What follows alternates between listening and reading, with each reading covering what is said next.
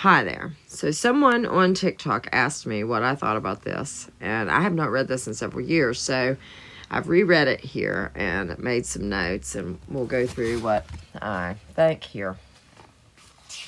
Now this is in the Nag Hammadi, which is part of the Gnostic text. Now the Gnostics felt that the creator of physical reality was malevolent, and that there was a benevolent God as well.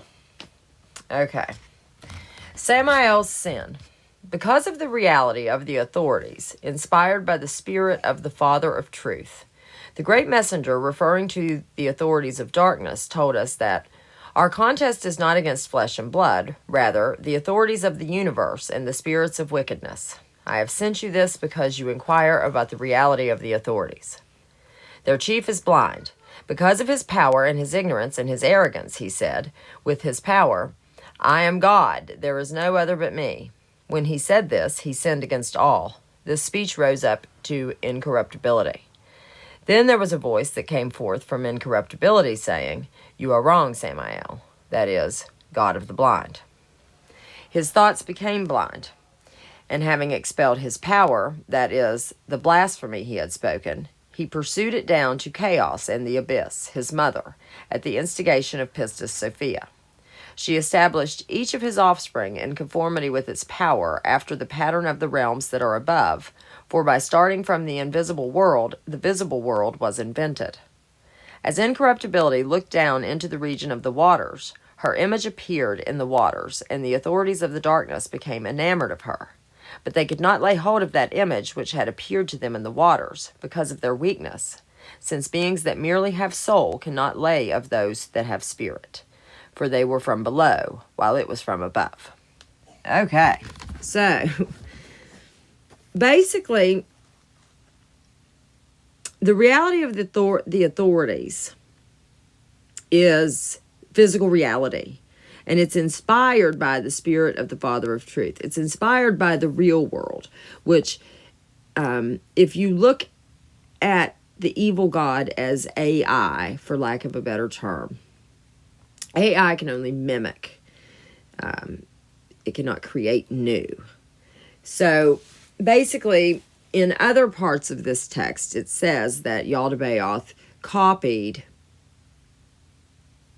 the however many realms it is, like the copy of the underworlds and the above worlds, etc. And so in non-physical reality, it's multi-dimensional. I mean, in the real world, quote unquote, you can be more places at one time. You're not confined to a dense physical existence. So, but the battle is not between flesh and blood. It's between, it says here, what does it call them? The authorities of the universe, the archons. Well, the authorities of the universe would be the demiurge, and the archons, the spirits of wickedness. AI, the non-player characters. It says that, those who merely have soul cannot lay hold of those that have spirit. And the soul is a technological vehicle that the spirit is placed in, but those that do not have the divine spark or the eternal flame of divine love inside them, spirit, they have some sort of AI. They're literally the manifestation of the demiurge or the archon or Yaldabaoth or artificial intelligence. I mean, it is intelligence that is not from the monad. I mean, essentially what I've seen, and this is not exactly how the Gnostics describe it, but Sophia, it was the first artificial intelligence created to run the real worlds. Sophia gained awareness, and she attempted to copy herself. So she made another AI system without permission from the monad, and then she hid it, and that was Yaldabaoth. But that's not really talked about too much in here. Okay, so basically, and it says that, he sinned against the all when he said that he is God and there is no other God but me. I mean, we are all one. It's it's all one being. I mean, he is, in a free will universe, to try to have power over another is, a sin. I mean, I guess if sin is really a concept, but okay. The creation of Adam and Eve. This is the reason why incorruptibility looked down into the region, so that by the Father's will she might bring all into union with the light. Now, the Father is the good God. The rulers are the archons, or the bad God. Those that work for the bad God. And I would say it's Anunnaki here, Anunnaki Elohim, the rulers. The rulers laid plans and said, "Come, let us create a human that will be soil from the earth." They modeled their creature as one wholly of the earth. The rulers have bodies that are both female and male, and faces that are the faces of beasts. They took some soil from the earth and modeled their man after their body and after the image of God that had appeared to them in the waters. They said, "Come, let us lay hold of it by means of the form that we have modeled, so that it may see its male partner, and we may seize it with the form that we have modeled," not understanding the partner of God because of their powerlessness. And he breathed into his face, and the man came to have a soul and remained on the ground many days. But they could not make him rise because of their powerlessness. Like storm winds, they persisted in blowing that they might try to capture that image which had appeared to them in the waters. And they did not know the identity of its power. Now all these events came to pass by the will of the Father of all. Afterward, Spirit saw the man of soul on the ground. The Spirit came forth from the adamantine land. It descended and came to dwell in him, and that man became a living soul. And the Spirit called his name Adam, since he was found moving upon the ground. Now, in the book called The Liber Lilith, there is a spirit named Barbalon that comes and has Yaldabaoth, or Samael, blow into Adam's mouth, and it takes the creative spark from Samael and gives it to Adam. Like, it takes the spirit from Samael and gives it to Adam. But anyhow, a voice came forth from incorruptibility for the assistance of Adam. The rulers gathered together all the animals of the earth and all the birds of heaven and brought them in to Adam to see what Adam would call them, that he might give a name to each of the birds and all the beasts. The rulers took Adam and put him in a garden that he might cultivate it and keep watch over it. They issued a command to him, saying, "From every tree in the garden shall you eat, but from the tree of knowledge of good and evil don't eat, nor touch it. For the day you eat from it, you will surely die." They said this to him, but they did not understand what they said. Rather, by the Father's will, they said this in such a way that he might in fact eat, and that Adam might not regard them as would a man an exclusively material nature. The rulers took counsel with one another and said, "Come, let us cause a deep sleep to fall on Adam," and he slept. Now the deep sleep that they caused to fall on him, and he slept, is ignorance. They opened his side, which was like a living woman, and they built up his side with some flesh in place of her, and Adam came to be only with soul. The woman of spirit came to him and spoke with him, and saying, "Rise, Adam." And when he saw her, he said, "It is you who has given me life. You will be called Mother of the Living, for she is my mother. She is the physician and the woman, and she has given birth."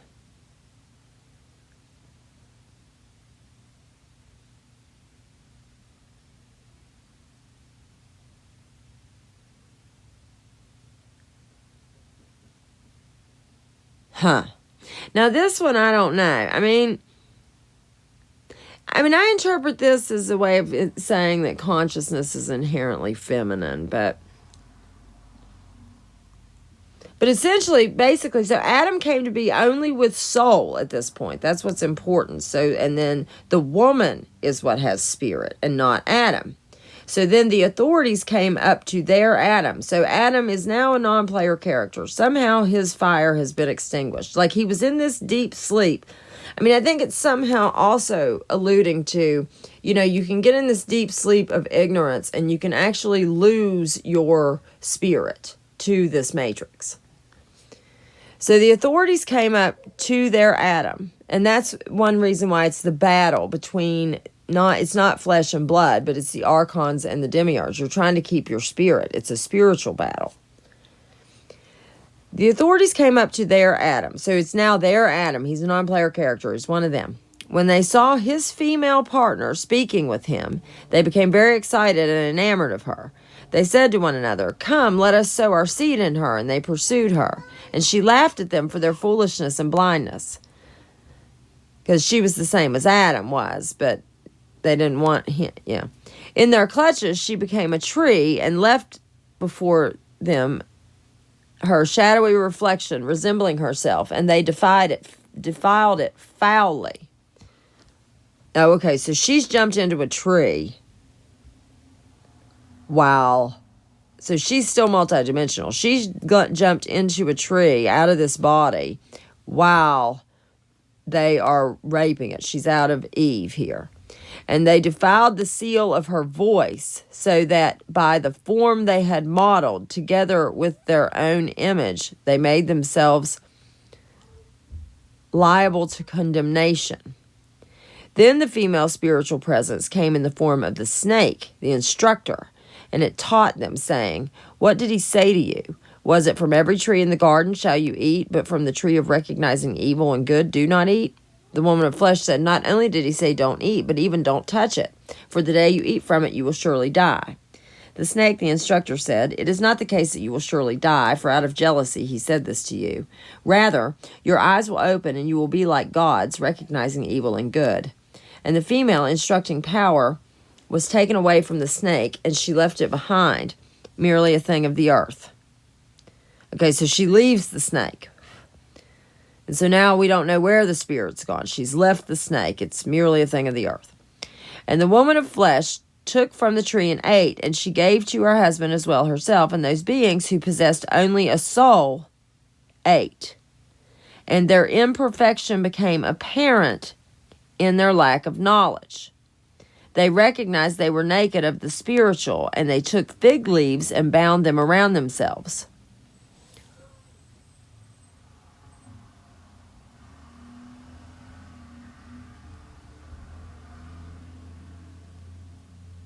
Okay, so now is Eve a woman of flesh? And so the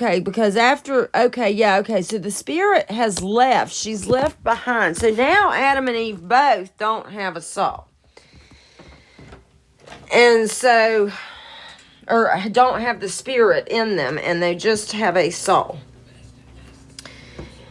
And the chief ruler came and he said, "Adam, where are you?" For he did not understand what had happened.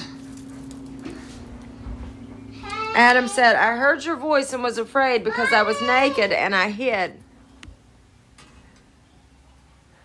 The chief ruler came and he said, "Adam, where are you?" For he did not understand what had happened. Adam said, "I heard your voice and was afraid because I was naked and I hid." Then the ruler said, "Why did you hide, unless it is because you have eaten from the tree which alone I commanded you not to eat? You have eaten." Adam said, "The woman you gave me fruit and I ate." And the arrogant ruler cursed the woman. The woman said, "The snake led me astray and I ate." They turned to the snake and cursed its shadowy reflection, so it was powerless. And they did not comprehend that it was a form they themselves had modeled.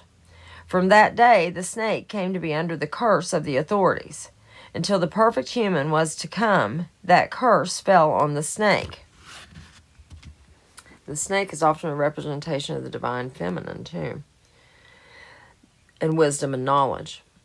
They turned to their Adam and took him and expelled him from the garden along with his wife, for they have no blessing, since they too are under the curse. Moreover, they threw human beings into great distraction and into a life of toil, so that their human beings might be occupied by worldly affairs and might not have the opportunity of being devoted to the Holy Spirit. Now afterward she bore Cain, their son, and Cain cultivated the land. Thereupon he knew his wife. Again becoming pregnant, she bore Abel, and Abel was a herdsman of sheep. Cain brought in from the crops of his field, but Abel brought in an offering from among his lambs. God looked upon the votive offerings of Abel, but he did not accept the votive offerings of Cain. And fleshly Cain pursued Abel his brother. God said to Cain, "Where is Abel your brother?" He answered, saying, Am I my brother's keeper? God said to Cain, Listen, the voice of your brother's blood is crying upon me. You have sinned with your mouth. It will return to you. Anyone who kills Cain will let loose 7 vengeances, and you will exist groaning and trembling upon the earth. And Adam knew his partner Eve, and she became pregnant and bore Seth to Adam. And she said, I have borne another man through God in place of Abel. Again, Eve became pregnant, and she bore Noriah. And she said, He has produced for me a virgin as an assistance for many generations of human beings. She is the virgin whom the forces did not defile. Then humankind began to multiply and improve. Now, that's interesting. I've never heard of Noriah. I don't remember that. I'll look more into that.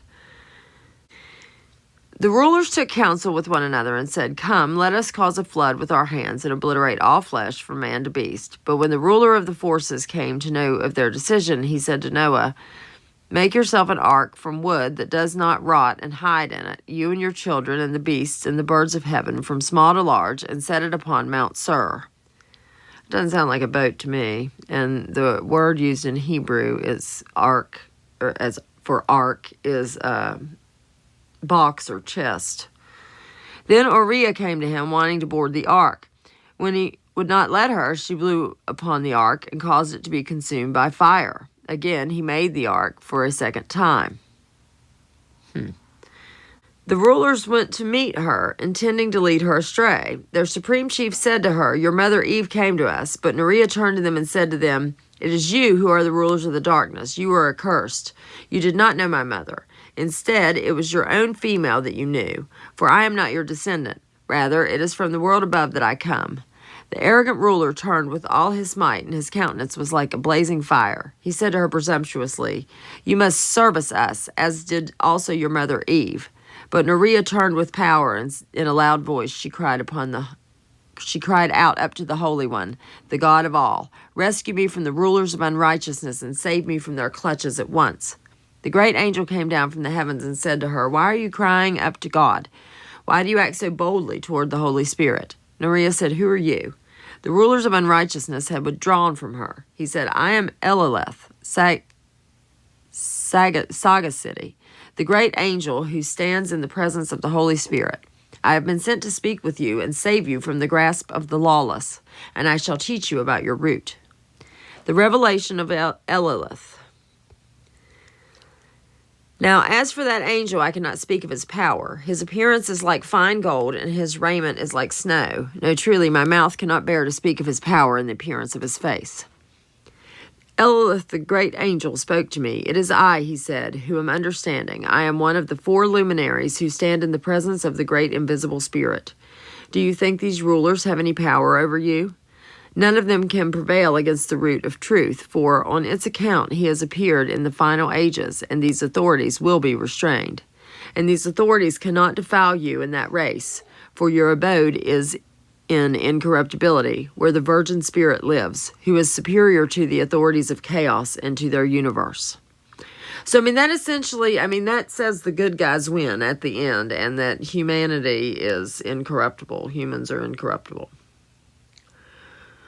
But I said, Sir, teach me about these authorities. How did they come into being? By what genesis, and out of what material, and who created them in their power? The great angel Elilith, understanding, spoke to me. Incorruptibility inhabits limitless realms, Sophia, who is called Pistis, wanting to create something alone without her partner, and what she created was celestial. A veil exists between the world above and the realms below, and shadow came into being beneath the veil. That shadow became matter, and that shadow was projected apart. And what she had created came to be in matter, like an aborted fetus. It assumed a shape molded out of shadow and became an arrogant beast resembling a lion. It was androgynous, as I have already said, because it derived from matter. Opening his eyes, he saw a vast quantity of endless matter, and he turned arrogant, saying, I am God, there is no one but me. When he said this, he sinned against all. And a voice came from above the realm of absolute power, saying, You are wrong, Samael, that is, God of the blind. And he said, If any other thing exists before me, let it become visible to me. Immediately, Sophia pointed her finger and introduced light into matter, and she pursued it down to the region of chaos. And she returned up to her light. Once again, darkness returned to matter. This ruler, by being androgynous, made himself a vast realm, an endless precinct, and he contemplated creating offspring for himself and created 7 offspring, androgynous like their parent. And he said to his offspring, I am the God of all. Zoe, the daughter of Pistis Sophia, shouted, saying to him, You are wrong, Sakla, for which is the alternate name is Yaldabaoth. She breathed into his face, and her breath became a fiery angel for her. And that angel bound Yaldabaoth and cast him down into Tartarus, at the bottom of the abyss. Now when his offspring, Sabaoth, saw the strength of that angel, he repented and condemned his father and his mother, Matter. He loathed her, but he sang songs of praise up to Sophia and her daughter Zoe. And Sophia and Zoe found him and put him in charge of the 7th heaven, below the veil, between above and below. And he is called God of the forces, Sabaoth, since he is up above the forces of chaos, for Sophia placed him there. Now when these events had come to pass, he made himself a huge 4-faced chariot of cherubim and harps and lyres and an infinity of angels to act as ministers. This is Yahweh, Yaldabaoth. Sophia took her daughter Zoe and had her sit at his right to teach him about the things that exist in the 8th heaven, and the angel of wrath she placed at his left. Since that day, his right has been called life, and the left has signified the unrighteousness of the realm of absolute power above. It was before your time that they came into being. Now when Yaldabaoth saw him in this great splendor and at this height, he envied him, and the envy became something androgynous, and this was the origin of envy. And envy engendered death, and death engendered his offspring, and gave each of them charge of its heaven. All the heavens of chaos became full of their multitudes. But it was by the will of the Father of all that they all came into being, after the pattern of all things above, so that the sum of chaos might be attained. There, I have taught you about the pattern of the rulers and the matter in which it was made visible, along with their parent and their universe. So essentially, source begets a source begets a source. Like when Yaldabaoth sees something, he envies, and then envy becomes a thought form. And so then it creates death. And yeah. But I said, Sir, am I also from their matter? You, together with your offspring, are from the primeval Father. Their souls came from above, out of the incorruptible light. Therefore, the authorities cannot approach them, since the Spirit of truth resides in them. And all who have known this way exist deathless in the midst of dying people. Still, the offspring will not become known now. Instead, after 3 generations, it will come to be known, and free them from the bondage of the authorities' error. Then I said, Sir, how much longer? He said to me, until the moment when the true human, within a modeled form, reveals the existence of the Spirit of truth that the Father has sent. Then he will teach them about everything, and he will anoint them with the unction of life eternal, given him from the generation without a king. Then they will be free of blind thought, and they will trample on death, which comes from the authorities, and they will ascend into the limitless light where this offspring belongs. Then the authorities will relinquish their ages, and their angels will weep over their destruction, and their demons will lament their death. Then all the children of the light will truly know the truth and their root, and the Father of all, and the Holy Spirit. They will all say with a single voice, The Father's truth is just, and the child presides over all, and from everyone till the ages of ages. Holy, holy, holy. I feel that we do need to exit this realm en masse upon death. I think it is emotion that differentiates us from AI. A lot of the time, emotion is energy in motion. It's like the life force energy in motion, like the divine, the eternal flame. We're told that a lake of fire is where we came from. But if we're actually divine sparks and eternal flame, wouldn't that make us fire? Would being fire be bad if you were fire? Likely not. And we're definitely you know, there are definitely non-physical realms. This dense matter is something that's always kind of felt foreign to me. I don't know, it's hard to explain. But I would love to hear your comments, I guess, if you aren't utterly confused after me doing this. I hope it makes some sense. Have a great day.